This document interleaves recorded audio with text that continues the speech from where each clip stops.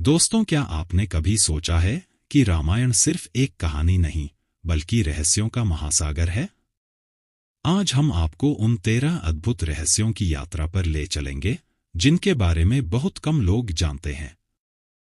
और यकीन मानिए, इन रहस्यों को जानने के बाद आपका नजरिया पूरी तरह बदल जाएगा।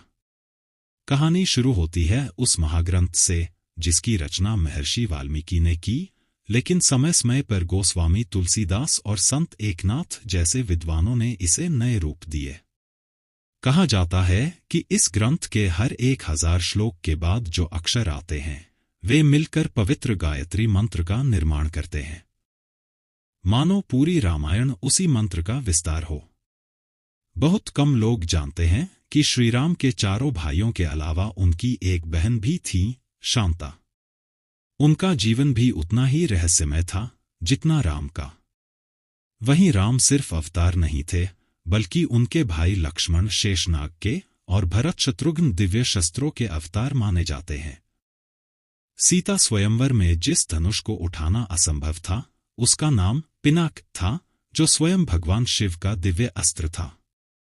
और लक्ष्मण, जिन्हें गुड़ाकेश कहा गया क्योंकि उन्होंने 14 वर्षों तक नींद का त्याग किया, यह त्याग उनकी पत्नी उर्मिला के बलिदान से संभव हुआ।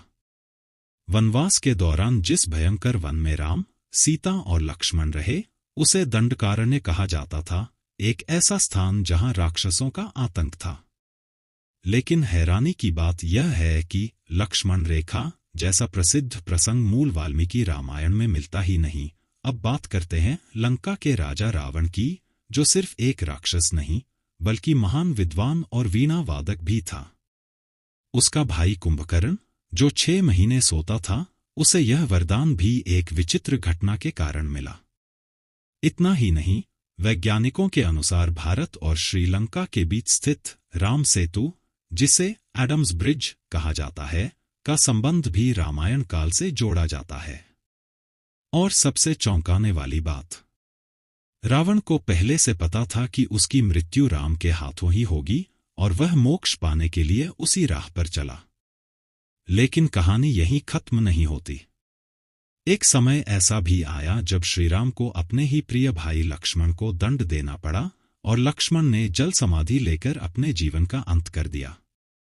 अंत में जब माता सीता पृथ्वी में समा गईं, तब राम ने भी सरयू नदी में प्रवेश कर इस लोक का त्याग कर दिया। ये थे रामायण के वो रहस्य जो सिर्फ कहानी नहीं बल्कि जीवन, त्याग और धर्म की गहराई को दर्शाते हैं। लेकिन दोस्तों, क्या आप जानते हैं कि इन 13 रहस्यों के बाद भी रामायण की कथा यहीं समाप्त नहीं होती? असली रहस्य तो उसके बाद शुरू होते हैं। कहते हैं, जब श्रीराम ने सरयू नदी में जल समाधि ली, उस क्षण पूरा ब्रह्मांड मानो थम गया था। आकाश में देवताओं का आगमन हुआ और सभी ने देखा कि राम का दिव्य स्वरूप पुनः अपने असली रूप भगवान विष्णु में प्रकट हो गया।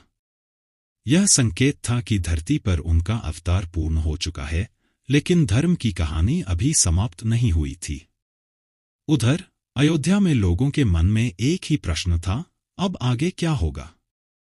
राम के जाने के बाद राज्य का भार उनके पुत्रों लव और कुश पर आया। लेकिन यह साधारण राज्याभिषेक नहीं था, क्योंकि लवकुश केवल राजकुमार नहीं बल्कि स्वयं राम की मर्यादा और सीता के त्याग के जीवित प्रतीक थे। कहा जाता है कि लव और कुश ने ही पहली बार रामायण का गान किया था। उन्होंने अपने ही पिता की कथा, बिना यह जाने कि वे उनके पिता हैं, पूरी अयोध्या में सुनाई।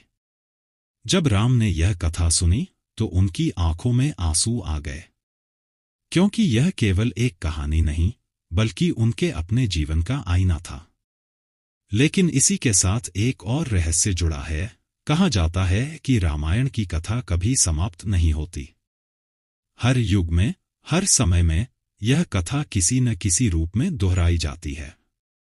जब जब अधर्म बढ़ता है, तब तब राम का स्वरूप किसी न किसी रूप में जन्म लेता है।